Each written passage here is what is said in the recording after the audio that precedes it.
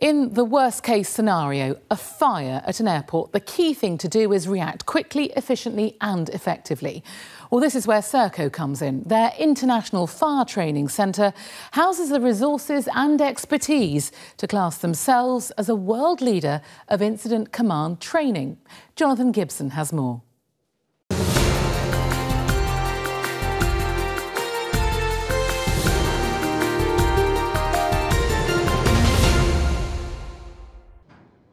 A fire has broken out in the body of this Boeing 747, and I'm inside the cabin where it's spreading fast. Today, this is just a rehearsal, but every year firefighters from around the world come to IFTC, the International Fire Training Centre, to practice real-life scenarios like this one. We've got the organisation on the incident ground, and what we need there is a clear line of command. At its base next to Durham Tees Valley Airport, these fire officers are learning the importance of incident command. Fire command tower, affirm all vehicles in position. When an aircraft is on fire, the right response saves lives. That's why incident command training is so important. So, Paul, en route to the incident, what other factors do you need to consider? Well, I'm considering the passengers, obviously. They're my first priority.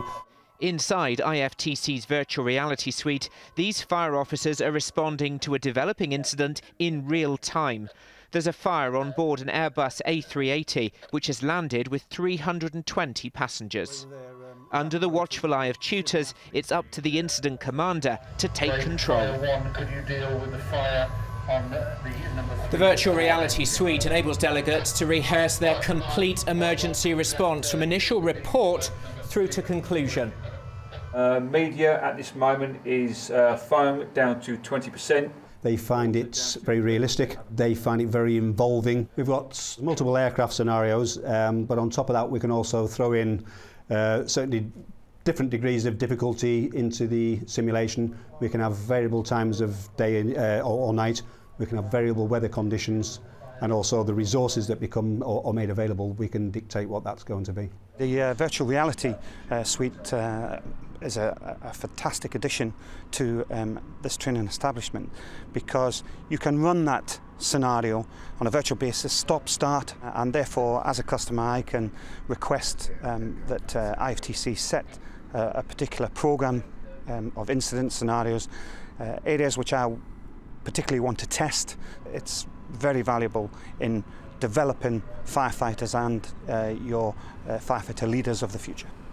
But it's out of the classroom and back here on the fire ground that those skills are really put to the test. And this is one of the best facilities of its kind anywhere in the world. Today, firefighters from Durham Tees Valley Airport are being put through their paces. In this scenario, a Boeing 767 has caught fire during maintenance. Fire Commander Tower, roger, 0 category for airfield. But as well as a fire to deal with, there are casualties on board. How important is this type of training? Very important, otherwise we can't practice on real aircraft. So this gives us an ideal opportunity to practice on pressurised fuel fires, engine fires, undercarriage, internal fires safely, and so we can practice our tactics and techniques. So firefighters come from all around the world to train every 4 years, and we have this on our doorstep. People aren't going to travel here like they do now from Vancouver, from Hong Kong, from Algeria, other locations, if we don't have some of the best equipment and some of the best tutors available.